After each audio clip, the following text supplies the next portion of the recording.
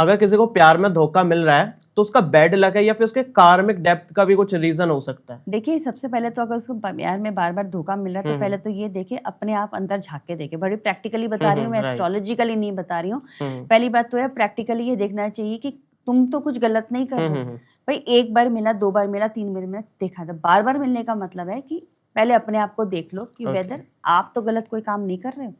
ठीक है। दूसरी बात, ये अगर बार बार धोखा मिल रहा है तो कहीं ना कहीं उनको अपना चार्ट चेक करवाना चाहिए।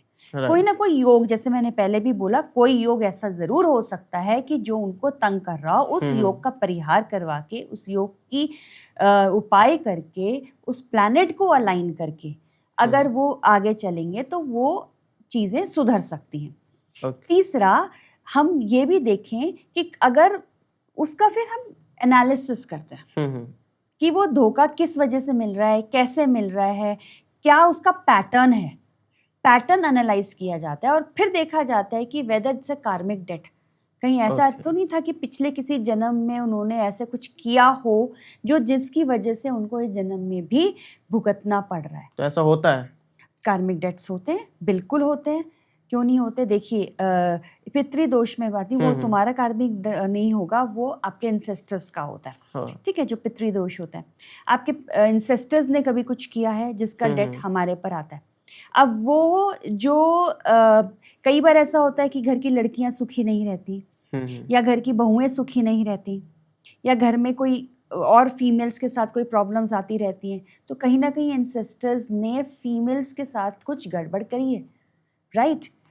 कई बार ऐसा होता है प्रॉस्पेरिटी नहीं आ रही है, बच्चे खुश नहीं रहते हैं, तो वो सब रिलेटेड रहता है। या हमने कभी प्रॉस्पेरिटी नहीं आ रही, बच्चे पढ़ नहीं रहे, या बच्चे प्रोग्रेस नहीं कर रहे, तो कहीं ना कहीं गुरु को नाराज किया है।